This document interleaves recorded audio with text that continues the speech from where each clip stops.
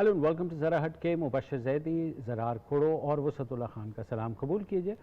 आज हम बात करेंगे कराची के एक डॉक्टर फ़ुरक़ानुल हक़, जिनकी कल कोरोना के बायस तबीयत बिगड़ने के ऊपर मौत वाक़ हो गई। जैसे उनकी मौत वाक़ हुई उसके बाद उनकी अहलिया सामने आई और उन्होंने इल्ज़ाम आयद किया कि उन्होंने अपने शौहर की तबीयत बिगड़ने पर मुख्तलिफ़ हस्पतालों से रुजू किया, मगर उन हस्पतालों ने उनके शौहर को आईसीयू में दाखिल होने या वेंटिलेटर पर डालने से इनकार कर दिया। ये जैसे ही खबर आई तो जाहिर है सोशल मीडिया के ऊपर खासी फैली और सवालात होने लगे कि सिंध में वेंटिलेटर्स कितने अवेलेबल हैं, कितने नहीं हैं।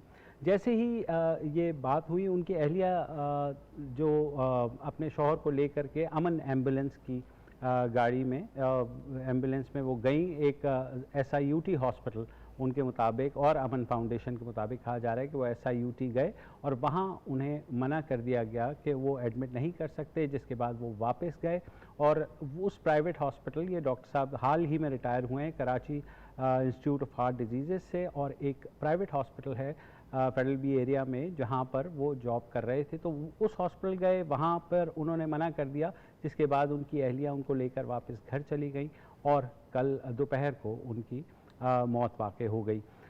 इस सिलसिले में हमने कोशिश की कि मुख्तलिफ़ पहलुओं पर बात की जाए। कुछ ऑडियो रिकॉर्डिंग्स भी सामने आई। एक ऑडियो रिकॉर्डिंग सामने आई जिसमें डॉक्टर साहब अपनी मौत से एक रोज़ कबल अपनी एक जो उनके नीस हैं इंडस हॉस्पिटल में, उनसे बात कर रहे हैं और उनकी नीस उन्हें रही हैं कि अगर आपकी तबीयत ख़राब है तो आप इंडस हॉस्पिटल में फ़ौरी तौर पर एडमिट करें। मगर डॉक्टर साहब थोड़ा रिलक्टेंट उन्होंने कहा कि अगर वो इस बात को आया कर देंगे तो शायद उनका घर सील हो जाए, महकमा सेहत वाले उनके घर वालों को परेशान करें। बहरहाल उन्होंने वो चीज़ नहीं की। तो इस सिलसिले में हमने इंडस हॉस्पिटल के जो CEO हैं डॉक्टर अब्दुल बारी, उन्हीं से पूछ लिया कि ये जो ऑडियो रिकॉर्डिंग है, क्या आप इसकी तस्दीक कर सकते हैं? तो बिल्कुल ये तस्दीक मैं करता हूँ। मेरे किसी से बात हुई थी आज। एक्चुअली ये डॉक्टर साहब को 4-5 दिन पहले पॉजिटिव हुए थे। उसके बाद डॉक्टर साहब जो है ना थोड़ा सा वो सोशल कंपल्शन में आ गए थे और एक जो है कि उनको लोगों को पता लगेगा तो इसके एक मसाइल हैं। फिर लोग एडमिनिस्ट्रेशन कांटेक्ट करती है, मोहल्ले में उनकी एक बात होगी तो उन्होंने अपने इसलिए बात सबसे छुपा के रखी, अपनी नीज पे भी छुपा के रखी। एक 2 दिन बाद जब उनकी तबीयत ज़्यादा ख़राब हुई थोड़ी सी, तो उन्होंने फिर उनकी अपनी नीज से बात हुई। उन्होंने उनसे को कन्विंस करने की कोशिश की कि वो आ जाएं, इंडस हॉस्पिटल आ जाएं, तो वो उनको उनका एक्सरे करा देंगे और फिर उनके स्क्रीन भी कर देंगे, टेस्ट भी हो जाएगा कुछ, और अगर उस पर ज़रूरत नहीं हुई तो आराम से आप घर चले जाइएगा। लेकिन वो नहीं आए। फिर नेक्स्ट मॉर्निंग भी कोशिश की उन्होंने उनको कन्विंस करने की और वो कन्विंस नहीं हुए। कोई 10 बजे की बात है, कल सुबह 10 बजे से उनकी बात हुई होगी और उसके बाद से उनका कॉन्टैक्ट एस्टैब्लिश कॉन्टैक्ट ख़त्म हो गया था।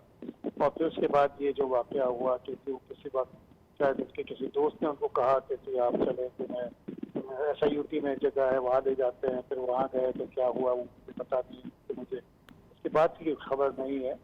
तो ये सूरत हाल थी कि फिर किसी सोशल मीडिया में यह हुआ कि वो इंडस आए थे, तो इंडस वो आए नहीं इन स्पाइट ऑफ कि उनकी नीस ने बड़ी कोशिश की कि वो आए हॉस्पिटल में करें, लेकिन उनको यही था कि ये एक स्टिग्मा बन गया है अनफॉर्चुनेटली और लोग छुपाते हैं इस मर्ज को और डॉक्टर ख़ास तौर पर इसको। तो वो यही मसला था उसका कि वो उन्होंने मेरी आज मैंने तफसीली बात हुई जब ये कल ये सोशल मीडिया पे भी हुआ और ये बात आने लगी कि इंडस में उन्होंने कांटेक्ट किया था, तो मैंने पूछा भी उनसे। उन्होंने कहा कि मैंने तो बहुत कोशिश की थी, डॉक्टरों को भी इमरजेंसी में बताया हुआ था किसी ने उनसे, और मैंने भी फिर कांटेक्ट करने की कोशिश की तो उनसे कांटेक्ट नहीं हो सका था। तो इंडस से उनका कांटेक्ट नहीं हुआ उसके बाद। अच्छा, जब ये मौत हो गई तो और ये बात सामने आई कि किसी भी अस्पताल ने उनको तिब्बी सहूलियात देने से या वेंटिलेटर पर डालने से मना कर दिया, तो ये भी इल्ज़ामात आयद किए गए कि सिंध के अस्पतालों में शायद इतने वेंटिलेटर्स नहीं बचे हैं, बहुत ज़्यादा प्रेशर आ गया हेल्थ सिस्टम के ऊपर कि अब डॉक्टर साहब जिनको बहरहाल एडमिट होना चाहिए था, करना चाहिए था क्योंकि उनकी हालत ख़राब थी। तो बारी साहब, आप क्योंकि ओवरसी भी कर रहे हैं कराची की हद तक, तो ज़रा ये बताइएगा कि कितने वेंटिलेटर्स इस वक्त कराची में मौजूद हैं और कितने इस वक्त अवेलेबल हैं? के हिसाब से अगर देखा जाए तो इस वक्त कोई तकरीबन कराची भर की अगर मैं बात करूं तो कराची में 94 वेंटिलेटर्स हैं और आज ख्याल में 18 से 20 वेंटिलेटर पे पेशेंट हैं। बाकी वेंटिलेटर जो है ना बिल्कुल वेकेंट है, उस पर किसी वक्त भी पेशेंट को लिया जा सकता है, वो चाहे इंडस हॉस्पिटल में हो, चाहे सिविल हॉस्पिटल में हो, चाहे ओजा में हो, चाहे। जब ये को सुना और जो डॉक्टर फुरकान को जब गुज़िश्ता हफ्ते इनकी तशख़ीस हुई थी, इनका कोरोना का टेस्ट मुस्बत आया था, तो उसके बाद इन्होंने ख़ुद कहा कि वो अपने घर में ही आइसोलेशन में जाना चाहते हैं। उनकी अहलिया ने भी इस बात की तस्दीक की है कि वो वहीं रहे, मगर परसों उनकी तबीयत बिगड़नी शुरू हुई, जिस पर उन्होंने अपनी भतीजी को फ़ोन किया इंडस हॉस्पिटल, जिसके बारे में डॉक्टर बारी ने बताया भी। और कल जो है उन्होंने एम्बुलेंस बुलाई सुबह, जब उनकी हालत बहुत बिगड़ गई। अमन फाउंडेशन की एम्बुलेंस थी, तो हमारे साथ अमन फाउंडेशन के जो एग्जीक्यूटिव डायरेक्टर हैं इमरजेंसी हेल्थ सर्विसेज के, आबिद नवीद साहब, वो मौजूद हैं। हम उनसे पूछते हैं कि कितने बजे अमन फाउंडेशन को ये कॉल आई और उसके बाद क्या हुआ। आबिद साहब जी, अस्सलाम वालेकुम। सबसे पहले मैं डॉक्टर सैयद फुरकान उल हक साहब की फैमिली से माजरत करना चाहूँगा, और जितना भी इसमें अफसोस किया जाए कम है। हमारी भरपूर कोशिश के बावजूद हम उनको नहीं बचा सके, लेकिन अल्लाह की इसमें क्या रज़ा थी। सो हमारे पास 3 मई 2020 को सुबह 9:05 पे डॉक्टर फुरकान साहब खुद कॉल करते हैं और वो ये कहते हैं कि मुझे ब्रीदिंग प्रॉब्लम हो रही है, सांस लेने में प्रॉब्लम हो रही है, और मैं कोविड का पॉजिटिव पेशेंट हूँ और मुझे जो है इंडस हॉस्पिटल जाना है। तो हमारा स्टाफ उनसे डिटेल लेता है, आप रहते कहाँ, एड्रेस पूछता है उनसे, और उनसे नियर लैंडमार्क पूछता है कि आप इजीली हम किस लैंडमार्क पे पहुंच जाएंगे जहां एम्बुलेंस को आप जो है वो पिक कर लेंगे। तो वो रब मेडिकल सेंटर कहते हैं, बिल्कुल उनके घर के पास ही वो लोकेशन है जी। हमारी एम्बुलेंस जो है जैसे ही हम मूव करते हैं तो स्टाफ जो कॉल एजेंट है वो उनको इंस्ट्रक्शन देता है, आपने बिल्कुल खाना पीना नहीं है, बिल्कुल रिलैक्स रहना है, और मास्क और ग्लव्स पहन लेने हैं, किसी को टच नहीं करना और बिल्कुल रिलैक्स रहना है, और मैं आपके साथ लाइन पे कनेक्टेड हूँ और आपको इंस्ट्रक्शन पास करता रहूंगा और इस दौरान एम्बुलेंस आप तक पहुंच जाएगी। जैसे ही उनसे सारी डिटेल लेते हैं तो उनसे पूछा जाता है कि आपने एम्बुलेंस मूव करने से पहले कि आपने कंफर्मेशन कर ली कि आपको जिस हॉस्पिटल जाना है वह बेड और वेंटिलेटर की अरेंजमेंट है, क्योंकि यह क्वेश्चन हम इसलिए करते हैं, हम डेली बेसिस पे ये प्रॉब्लम फेस कर रहे हैं। बहुत दफा ऐसा होता है कि हॉस्पिटल चोक हुए होते हैं और वो पेशेंट को रिसीव नहीं करते, उन्होंने डाइवर्जन्स लगाई होती हैं। तो ये हम पेशेंट की सेफ्टी को मद्देनजर रखते हुए अटेंडेंट से कंफर्म करते हैं कि आप जिस हॉस्पिटल जाना चाह रहे हैं वहां आपने चीजें कंफर्म कर ली हैं, क्योंकि आजकल बहुत ज्यादा ट्रैफिक है, हॉस्पिटल्स में डाइवर्जन बहुत दफा लगी होती है। तो उन्होंने कहा नहीं, मैंने कंफर्म नहीं किया, तो मैं कंफर्म कर लेता हूँ। तो पहले उन्होंने कॉल 9:05 पे कॉल की और इतनी हमारी बात हुई और उन्होंने कॉल को डिस्कनेक्ट कर दिया।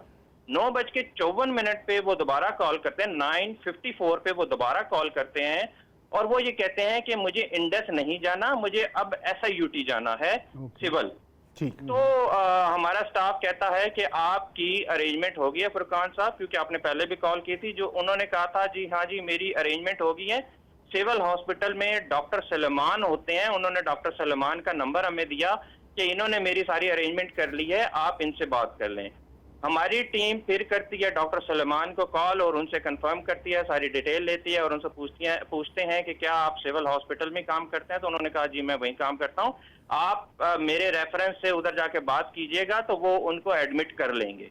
तो फिर उसके बाद हम तकरीबन को 10 बजे हम एम्बुलेंस मूव करते हैं डॉक्टर फुरकान की तरफ, और वो 10 मिनट के बाद वहां पहुंच जाती है रब मेडिकल सेंटर पे। अच्छा, जैसे ही वहां पहुंचती है पेशेंट खुद चल के आते हैं और एम्बुलेंस के अंदर बैठते हैं। उस टाइम पे उनका कॉन्शियस लेवल ठीक था, बिल्कुल वो बात भी कर रहे थे, लेकिन उनकी डिफिकल्टी ब्रीदिंग हो रही थी। तो हमारा स्टाफ उनको जो है वो ऑक्सीजन प्रोवाइड करते हुए उनको जो है SIUT लेकर जाता है सिविल हॉस्पिटल। जैसे ही सिविल हॉस्पिटल हम 10 बज के तकरीबन कुछ 46 मिनट पे वहां पहुंचते हैं और सिविल जो ईआर है उसके सामने बिल्कुल हमारी एम्बुलेंस खड़ी होती है और पेशेंट जो है अभी एम्बुलेंस के अंदर ही होते हैं, क्योंकि वो उनको ऑक्सीजन हमने अप्लाई की हुई थी। तो हमने कहा कि पहले हम अंदर जाके सारी अरेंजमेंट इंश्योर कर लें। हमारा स्टाफ जो है वो उतर के जाता है और वो जो उनका स्लिप जहां से बनती है काउंटर वहां जाता है और कहते हैं कि हमारे एम्बुलेंस में कोविड का पॉजिटिव पेशेंट है, काइंडली ये इसकी डिटेल्स हमसे नोट कर लें और इसको जो है वो आप रिसीव कर लें। तो उन्होंने वो इमीडिएटली हमें कहते हैं कि देखें ये हमारा जो सेंटर है ये ईआर का, ये यहाँ से आपको स्लिप नहीं मिलेगी, कोविड का कमांड एंड कंट्रोल ये आगे है, आप आगे चले जाएं। तो थोड़ा सा ही आगे जाएंगे तो वहाँ डॉक्टर साहब बैठे हैं, वो उनको चेक करेंगे। चेक करने के बाद फिर वो उनको जो है वो SIUT की, क्योंकि फर्स्ट फ्लोर और सेकंड फ्लोर में उन्होंने अरेंजमेंट्स की हुई है सारी, फिर वो उनको वहाँ जो है वो रिसीव कर लेंगे। हमारी टीम फिर वहाँ जाती है, एम्बुलेंस में पेशेंट भी है और हमारा पैरामेडिक जाता है वहाँ, और वहाँ 2 डॉक्टर बैठे होते हैं। उनसे रिक्वेस्ट करते हैं कि हमारे पास कोविड का पॉजिटिव केस है, काइंडली इसको हमसे रिसीव कर लें। तो वो रिलक्टेंट होते हैं इनिशियली। बहुत ज़्यादा रिक्वेस्ट करने के बाद हमारा स्टाफ उन्हें किसी तरह से कन्वेंस कर लेता है और एक डॉक्टर साहब आते हैं एम्बुलेंस के अंदर ही और वो पेशेंट से डिटेल पूछते हैं। अच्छा जी, आपने जो है वो कैसे आपको लगे कि लगता है कि आपको कोविड है, तो वो डिटेल बताते हैं कि डाउ ओजा में मैंने टेस्ट करवाए थे और वहाँ की अभी रिपोर्ट मेरे पास नहीं है, वो मेरी बेटी के पास है सारी रिपोर्ट्स, लेकिन अभी मेरे पास कोई ऐसी रिपोर्ट नहीं है, लेकिन मुझे इस टाइम पे जो है ब्रीदिंग प्रॉब्लम हो रही है। और वो फिर क्या करते हैं डॉक्टर साहब, पल्स ऑक्सीमीटर उनके पास होता है, उससे वो पेशेंट की सैचुरेशन चेक करते हैं। 94%, क्योंकि हमने ऑक्सीजन 5 लीटर उनको अप्लाई की हुई थी और 5 लीटर ऑक्सीजन अप्लाई करने के बाद भी वो 94% सैचुरेशन मेंटेन कर रहे थे। तो डॉक्टर साहब कहते हैं कि देखें जी, आपके पास अपने आपके रिजल्ट्स नहीं है कोविड की, आपने ना आपके पास कुछ और डिटेल है, तो हम आपको रिसीव नहीं कर सकते। हमारे पास वैसे भी वेंटिलेटर और बेड की इश्यूज हैं, आप काइंडली जिस हॉस्पिटल में आपने टेस्ट करवाए थे वहीं चले जाएं। तो डॉक्टर साहब ने दोबारा से उनसे रिक्वेस्ट की, लेकिन वो नहीं माने। तो डॉक्टर साहब फिर बड़े उदास दिल से हमें कहते हैं कि यार मुझे आप दोबारा से घर में ट्रांसफर कर दे। हमारा स्टाफ फिर अच्छा आबिद भाई हम आपसे बात करेंगे, एक छोटा सा वक्फा लेना है, वक्फे के बाद वापस आते हैं।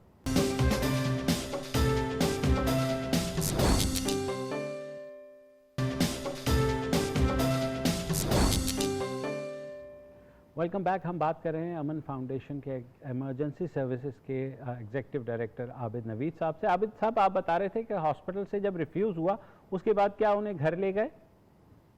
जी, उसके बाद हमने उनको रेफरेंस भी दिया डॉक्टर सलमान के, वो सिविल के ईआर में है। उन्होंने ही हमें कहा है कि अरेंजमेंट हो गई है, आप उधर जाके मेरा रेफरेंस देंगे, वो आपको रिसीव कर लेंगे आपसे पेशेंट। तो वो कहते हैं हम किसी डॉक्टर सलमान को नहीं जानते और हम नहीं पेशेंट को पिक कर सकते, क्योंकि हमारे पास वेंटिलेटर्स के इश्यूज हैं और बेड की अवेलेबिलिटी के इश्यूज हैं, और दूसरा इनके पास रिपोर्ट भी नहीं है। तो ये बेहतर है कि जी। अच्छा, मैं यहाँ डॉक्टर आबिद नवीद साहब, मैं आपको यहाँ रोकता हूँ। जी। आपने बार बार कहा सिविल हॉस्पिटल SIUT एक ऑटोनोमस इदारा है, वो सिविल हॉस्पिटल के करीब तो है लेकिन सिविल हॉस्पिटल से उसका कोई ताल्लुक नहीं है। तो मुझे एग्जैक्टली ये बताइए कि आपकी जो एम्बुलेंस है वो इन्हें डॉक्टर साहब को सिविल हॉस्पिटल लेके गई या SIUT लेके गई? क्योंकि SIUT वाले कह रहे हैं कि वहां डॉक्टर सलमान नहीं होते, अलबत्ता सिविल हॉस्पिटल में आप बता रहे हैं कि डॉक्टर सलमान हैं। तो एग्जैक्टली आपकी एम्बुलेंस, मुझे ऐसा लग रहा है कि सिविल हॉस्पिटल गई है।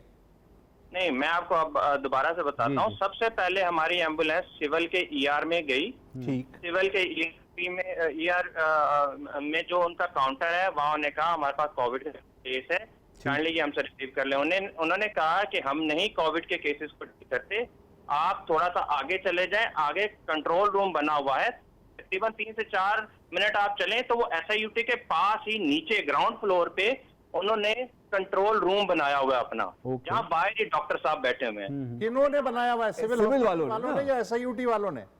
वो SIUT वालों ने, क्योंकि उधर जो डॉक्टर हैं बैठे हुए वो SIUT के ही बैठे हुए हैं। ओके। और डॉक्टर सलमान आप बता रहे हैं कि सिविल हॉस्पिटल में काम करते हैं?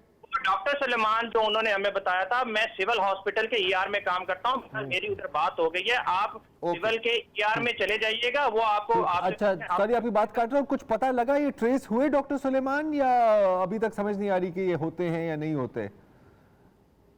ये आप मुझसे क्वेश्चन कर जी रहे जी हैं? जी आपसे पूछ रहा हूँ जी, अब अगर आपकी कोई है इसमें नॉलेज। जी हमने उसी टाइम उनसे राब्ता किया, उस टाइम पे वो ट्रेस नहीं हुए। ओके। फिर उसके बाद हमने जो डॉक्टर साहब से बात की, उन्होंने पेशेंट को चेक किया और हमें दोबारा से उनको घर शिफ्ट करना पड़ा। अच्छा, जैसे ही हम पेशेंट को घर लेकर आए, स्टाफ उनको जो है वो घर छोड़ के आया, तो घर में जैसे ही वो एंटर हुए वो वहाँ कोलैप्स हो गए। अच्छा, पहले केस में कोई भी अटेंडेंट हमारे साथ नहीं गया, मींस इनकी वाइफ नहीं हमारे साथ, सिर्फ खुद गए थे। ओके। अच्छा, जैसे ही हमारा स्टाफ वापस आने लगा, उनकी वाइफ दौड़ती हुई पीछे से वापस आई कि मेरे हस्बैंड गिर गए हैं, काइंडली आप जल्दी से आएं। हमारा स्टाफ ने फिर क्या किया, स्ट्रेचर एम्बुलेंस से निकाला और रश किया, दोबारा के अंदर गए। अंदर उन्होंने उनकी वाइफ की हेल्प से पेशेंट को उठाया और उनको स्ट्रेचर के ऊपर डाला। अच्छा, वो जो बार बार कह रही हैं कि इनके ड्राइवर ने कोई हेल्प नहीं की, यहाँ ये बताना चाहूंगा, हमारी एम्बुलेंस में पैरामेडिक स्टाफ होता है और ड्राइवर होता है। ड्राइवर का काम एम्बुलेंस की इंश्योर। तो फिर आप कहीं और लेके गए उन्हें? जी, फिर हमने उन्हें पिक किया और अब उनकी वाइफ हमारे साथ गई। वो कहती हैं कि अब आप मेरे साथ SIUT चलें, मैं उधर इनको जो है एडमिट करवाऊंगी। अच्छा, हाफ द वे पहुंचे ही थे हम, तो वो दोबारा से हमें कहती हैं अब मुझे SIUT नहीं इनको लेके जाना, इनको ट्राइमेक्स हॉस्पिटल लेकर चले। तो फिर हमारी एम्बुलेंस ट्राइमेक्स हॉस्पिटल लेकर जाती है और वहां जाते ही डॉक्टर शाजिया ट्राइमेक्स हॉस्पिटल में होती है, उनको हम बताते हैं कि हमारे पास इस तरह से पेशेंट आया है। तो वो कहती हैं हाँ मेरे पास इसकी इंफॉर्मेशन है, बट मैं इनको नहीं पिक कर सकती, आप काइंडली इनको दोबारा से सिविल हॉस्पिटल में ले जाएं, ये वहीं एडमिट होंगे। तो उन्होंने कहा कि अभी हम वापस वहीं से आए हैं, वो नहीं ले रहे। तो वो दोबारा से वहां से अफसुर्दा, उनकी वाइफ ने भी बड़ी कोशिश की, डॉक्टर फुरकान ने उनको रेफरेंस दिया कि मैंने यहाँ प्रैक्टिस की हुई है, मेरे अंडर यहाँ स्टूडेंट भी रहे हैं, लेकिन उन्होंने बिल्कुल भी कोई रेफरेंस एक्सेप्ट नहीं किया। और फिर उनकी वाइफ ने कहा कि अब आप हमें घर ही ट्रांसफर कर दें। क्या ट्राइमेक्स वाले कोविड वालों को एंटरटेन करते हैं? नहीं, वो नहीं करते, लेकिन उनकी वाइफ ने कोई अरेंजमेंट की थी क्योंकि जान पहचान। अच्छा आबिद साहब, क्या क्योंकि ये रोज का अब चल रहा है, क्या ऐसे कंप्लेंट्स आपके पास और भी आई हैं कि अस्पतालों ने माजी में कोई ऐसा केस हुआ और रीसेंट पास में कि रिफ्यूज किया हो? देखिए, रिफ्यूज जरूर होते हैं हमारे पास। वो मैंने बताया ना कि डाइवर्जन्स लगती हैं, जैसे हीट वेव का भी आपके पास सीजन आने लगा है। हीट वेव में होता क्या है कि ट्रैफिक बढ़ जाती है हॉस्पिटल में और बेड की अवेलेबिलिटी होती है। मैं कोविड के हवाले से पूछ रहा हूँ कि इस केस के अलावा कोई ऐसा और केस आपके पास नॉलेज में है? बहुत आए हैं, हमने इंडस के से बहुत से केसेस डाइवर्जन पे JPMC गए हैं, JPMC से एक्सपो में गए हैं, बहुत सी डाइवर्जन। लेकिन वो तो डाइवर्जन्स तो हुई है सर। कोविड बिल्कुल वही है, कोविड की वजह से ही हुई है डाइवर्जन। कोविड की अभी हमारे पास हुई है, मैं वही बता रहा हूँ। इंडस में वेंटिलेटर जब होता है ना, वेंटिलेटर का इशू आता है, उस केस में फिर हमारे पास प्रॉब्लम आती है और वो फिर आगे से आगे मूव करने का कह रहे होते हैं। ठीक है, बहुत शुक्रिया, थैंक यू सो मच। तफसील से बताया। एक वक्फा यहाँ ले लेते हैं और वक्फे के बाद इस केस पर मजीद बात करते हैं।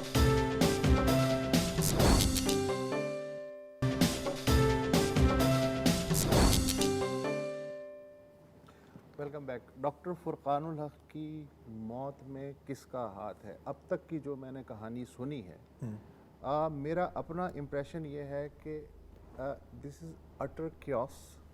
इट इज़, हर आदमी अपने डिसीजन ले रहा है और एक दूसरे से कोई कोऑर्डिनेशन नहीं है। नंबर 1, पेशेंट डॉक्टर फुरकानुल हक, उन्हें कई दिन पहले पता चल जाता है कि वो पॉजिटिव हैं, कोविड-19 पॉजिटिव हैं। वो डिसीजन लेते हैं सेल्फ आइसोलेशन का अपनी बेगम के साथ। 2 मई यानी परसों, अब से 2 दिन पहले, वो ऑडियो टेप जिसकी तस्दीक की है इंडस हॉस्पिटल के CEO डॉक्टर अब्दुल बारी ने, डॉक्टर फुरकानुल हक की जो भतीजी हैं इंडस हॉस्पिटल में काम करती हैं, उनकी और डॉक्टर फुरकानुल हक की गुफ्तगू, उससे क्या नतीजा निकल रहा है? ये जो भतीजी जो इंडस हॉस्पिटल में काम कर रही हैं वो इंसिस्ट कर रही हैं अपने चचा से कि आप प्लीज़ हॉस्पिटल की इमरजेंसी में आ जाएं ताकि डॉक्टर फैसला कर सकें कि आपको एडमिट करना है या घर भेजना है। डॉक्टर फुरकान अहमद उस ऑडियो टेप में कह रहे हैं कि जब एम्बुलेंस घर आएगी तो तमाम मोहल्ला जमा हो जाएगा, फ़िलहाल वो इंतज़ार करना चाहते हैं। ठीक है, अब एक आम आदमी जो है वो डॉक्टर फुरकान नहीं है, वो एक स्पेशलिस्ट है, उन्होंने पूरी ज़िंदगी मेडिकल प्रोफेशन में गुजारी है।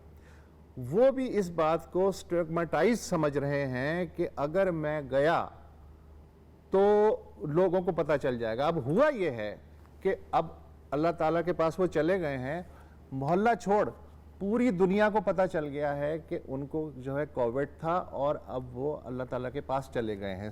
ठीक, अच्छा, अब मसला ये है कि बीच में डिसीजन कौन ले रहा है। अब भतीजी की तो उन्होंने नहीं सुनी। अगले दिन जब लिटरली तबीयत उनकी ख़राब हो गई, यानी कल सुबह, तब उन्हें और उनकी बेगम को एहसास हुआ कि अब हमें किसी हॉस्पिटल में फौरी तौर पे जाना चाहिए। ठीक है, तो उन्होंने अफरा तफरी में अमन वालों से रब्ता किया। अमन वालों ने अपने प्रोसीजर के तहत मुख्तलिफ जगहों पे पता किया कि कहीं मौजूद है फैसिलिटी, वेंटिलेटर्स हैं, ये हैं, वो है, फलाना, वो लेके जा रहे हैं। अमन वाले सिविल हॉस्पिटल लेके गए हैं। सिविल हॉस्पिटल में एक मिस्टीरियस कोई डॉक्टर सलमान जो हैं वो नमूदार होते हैं। SIUT वाले नहीं कह रहे कि आप हमारे पास ले आएँ। डॉक्टर सलमान जो सिविल हॉस्पिटल में काम कर रहे हैं अपेरेंटली वो ये कह रहे हैं कि मेरी SIUT वालों से बात हो गई, SIUT वालों को पता नहीं है। उसके बाद अमन वाले SIUT जाते हैं और SIUT वाले कहते हैं जी आपकी सांस तो ठीक है, आप वापस जाएं। डॉक्टर साहब जिस हॉस्पिटल में काम करते थे ट्राइबेक्स में, आखिरी में, डॉक्टर साहब को शायद ये इल्म नहीं था कि वो एक प्राइवेट हॉस्पिटल है, वो कोविड के केपेबल नहीं है और ना वो इंटरटेन कर रहा है कोविड के मरीजों को। उसके बावजूद अफरा तफरी में या परेशानी में नेचुरल है कि उनकी बेगम ने डिसीजन लिया कि नहीं, वहां जाना चाहिए जहां डॉक्टर साहब काम कर रहे थे। तो इसमें एक टोटल मुझे कियोस्क नजर आ रहा है। अच्छा देखिए, जब ये खबर पहले सुनी तो अफसोस था, अफसोस हुआ। अब अफसोस भी और कंफ्यूजन भी है। देखें, यहाँ पे 2-3 चीज़ें हो रही हैं। एक तो जब कहा जाता है ना कि यार आपका हेल्थ केयर सिस्टम ओवरवेल्म होगा, हाँ, उसकी कम्युनिकेशन सिस्टम भी उसके साथ ओवरवेल्म होंगे, जैसे हमने यहाँ पर देखा है। मुझे अमल उमर का केस बार बार याद आ रहा है क्योंकि कमोपेश उसमें भी यही मसला था कि कहाँ जाना है, यहाँ पर जहाँ से अप्रूवल है नहीं है, किससे बात हुई है, राइट।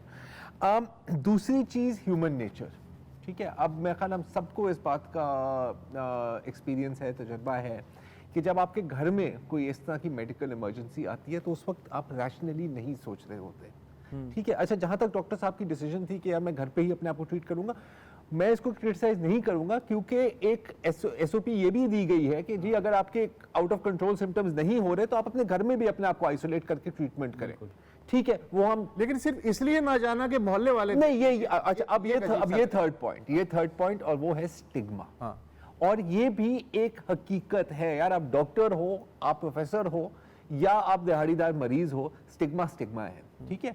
और बिल्कुल देखें, जैसे भी अगर आप शुरू की और हमारी भी कुछ कवरेज आप देखें कि यार इस बंदे को कोरोना वायरस था, वो भाग गया, किस तरह का बंदा है, ये वो हो सकता है कि वो भी इसी स्टिग्मा के डर से ही भागा है ना।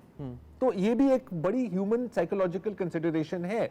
जहां तक डॉक्टर्स की बात है तो हमने ये भी देखा कि दुनिया भर में बिल्कुल तालियां भी बजाई जा रही हैं, ठीक है, एयर फ्लाई बाइज भी हो रहे हैं, लेकिन उसके साथ साथ डॉक्टर्स पर हमले भी हुए हैं। यार तुम हमारी हाउसिंग कॉलोनी में ना हो, तुम तो कोरोना वायरस फैला रहे हो। तो ये सारी चीजें साथ साथ चल रही हैं। This is a warning call, it is a wake up call कि इतने में जो आपके पास थोड़ा सा टाइम है, आप कम से कम अपने सिस्टम ऑफ कम्युनिकेशन को तो क्लियर कर लो। और ये बहुत मुश्किल काम है क्योंकि हम कह रहे हैं प्राइवेट और पब्लिक के बीच में और प्राइवेट के बीच में, जहां एक हुकूमत का इदारा दूसरे हुकूमत के इदारे के साथ भी कम्युनिकेशन। की मौत का जिम्मेदार कोरोना को नहीं ठहराऊंगा, अव्वल कियोस्क को ठहराऊंगा, फिर कोरोना को ठहराऊंगा। बिल्कुल सही। और दूसरा वक्फा ले लें।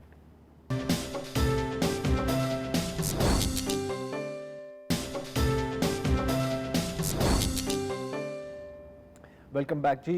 कोरोना वायरस ने दुनिया में तो तबाही फैलाई हुई है। अगर हम इटली को देखें, ईरान को देखें, यूके को देखें या अमेरिका को देखें तो आप देख सकते हैं कि टेंस ऑफ थाउजेंड्स में कैजुअल्टीज़ पहुंच गई हैं। और डर हमेशा ये था कि जब पाकिस्तान में आएगी, क्योंकि पाकिस्तान में बज़ाहिर आइडियल कंडीशंस हैं कोरोना वायरस के फैलाव के लिए, बढ़ती हुई आबादी, हेल्थ केयर सिस्टम ना होने के बराबर, so on and so fourth. तो डर हमेशा ये था कि जब ये पाकिस्तान में आएगी तो इतनी तेज़ी से फैलेगी कि हम शायद कुछ चंद हफ्तों में ही ओवरवेल्म हो जाए, बिल्कुल जैसे हमने ईरान में देखा या हमने इटली में देखा है। अल्लाह का शुक्र है कि फॉर सम रीज़न अभी तक ऐसा नहीं हुआ। ये वजूहात क्या हैं? कल की ही बात है कि डॉक्टर असद अली जो एसोसिएट डीन ऑफ रिसर्च हैं आगा खान यूनिवर्सिटी में, उन्होंने इसी मौजू के ऊपर एक आर्टिकल लिखा है और आज हमने सोचा कि हम उनसे ही बात करें। Doctor Ali, thank you very much for joining us. थोड़ा सा हमें बताएं कि पाकिस्तान में अब तक, और बड़ी कॉशियसली मैं कह रहा हूं, कि कोरोना वायरस ने वो तबाही नहीं फैलाई जिसका हमें डर था। आपकी नज़र में इसके पीछे क्या हो सकता है? जी बिल्कुल ऐसा ही है। और पाकिस्तान, इंडिया, ये जो हमारे पूरी जनूबी एशिया, जी जनूबी एशिया है, इसमें जो अल्लाह पाक का शुक्र है कि जो इसकी जो मोर्टेलिटी है, इससे जो डेथ्स हैं वो उस तरह से नहीं देखी जा रही जैसे बाकी मुल्कों में। पिछले 24 घंटे में जैसे पाकिस्तान में 14 अमवात रिकॉर्ड की गई हैं कोरोना वायरस की वजह से, जबकि अमेरिका में 3000 के करीब डेथ्स पिछले 24 घंटे में इसकी अंदर रिकॉर्ड की गई हैं। ओवरऑल जब से ये हमारे पास आया है 450 के करीब हमारी डेथ्स हुई हैं, जबकि अमेरिका में ये जो है तकरीबन 70,000 के करीब ऐसे करके डेथ्स है। तो बहुत ज़्यादा फ़र्क है। इसकी, जैसे आपने फरमाया, इसकी इसकी वजह जो है वो हमें ये तो नज़र आ रहा है कि ये जो ट्रेंड है ये रियल है, ये प्रॉबली फेक नहीं है। क्योंकि कई दफ़ा लोग कहते हैं कि ये टेस्टिंग की वजह से तो नहीं है, कि हम टेस्ट ही नहीं कर रहे।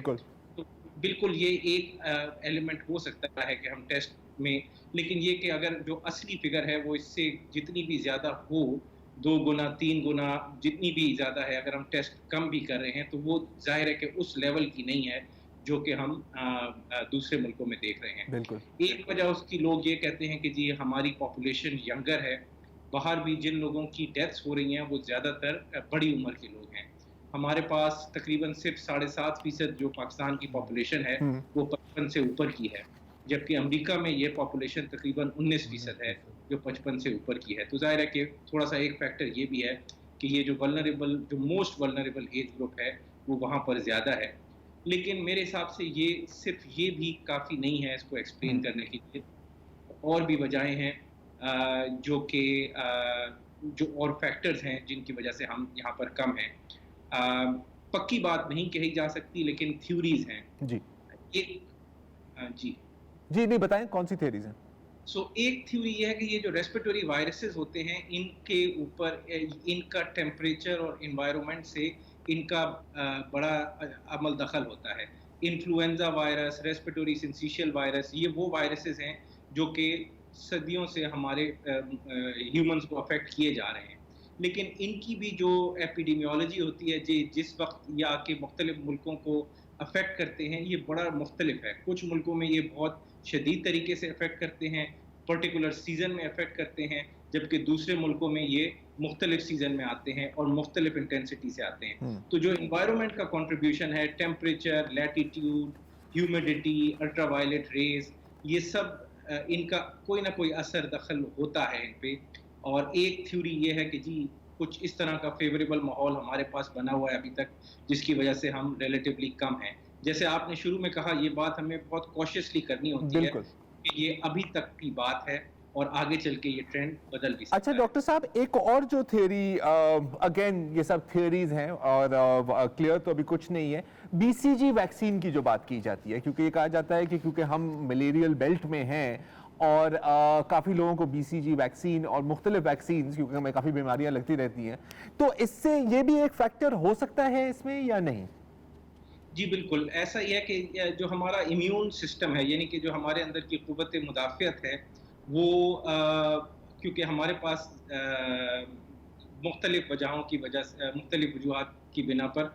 यहाँ पर हम ज़्यादा जर्म्स वगैरह से एक्सपोज भी रहते हैं, तो इसलिए भी कुछ लोग कहते हैं कि जी हमारा जो इम्यून सिस्टम है वो हाई गियर में काम।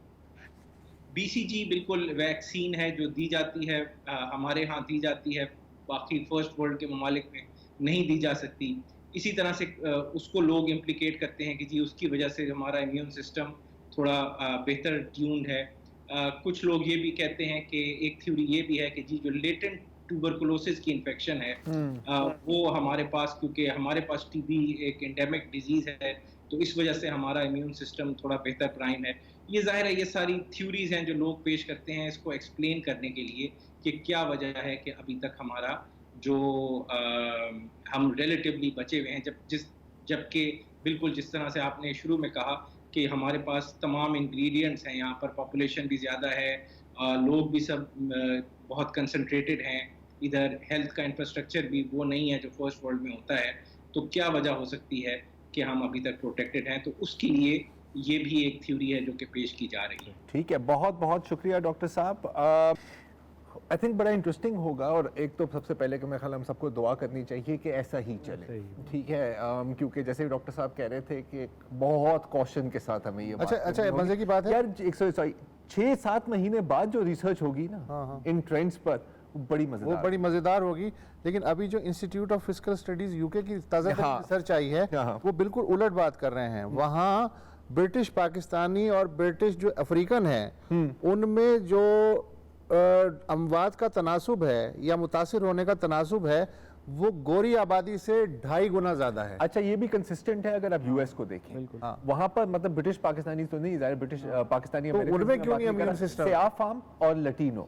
अच्छा, अब यहाँ पर आपको ये भी देखना होगा कि क्लास डिफरेंस का कितना इसमें फैक्टर आता है, ठीक है ना। अब जब हम ब्रिटिश पाकिस्तानी की बात करें तो क्या हम ज्यादा गरीब तबके की बात कर रहे हैं या हम ज्यादा अमीर तबके की बात करें, तो अगेन जब इसका फाइनल डेटा सामने आएगा हर एक चीजों का, तो फिर ही हमें कुछ पता लगेगा। और उम्मीद है कि ये चीज जल्दी से खत्म हो जाए ताकि हम वो डेटा देख सकें और इसके साथ ही प्रोग्राम भी खत्म कर देते हैं। खुदा हाफिज। अस्सलाम वालेकुम। अगर आपको हमारे शो पसंद आया है तो प्लीज़ हमारे YouTube चैनल को सब्सक्राइब करें, और अगर मुनासिब समझे तो इस वीडियो को लाइक भी कर लें, तो कोई हर्ज नहीं है, और शेयर भी कर लें और कमेंट भी कर दें जी, वरना वो सब ऐसे ही लिखते रहेंगे। और ये जो दोनों कह रहे हैं ये कर लें जी प्लीज़, नहीं तो हमें भी घर जाना है, मैं आपके कंप्यूटर में नहीं रहना 24 घंटे। सही बात।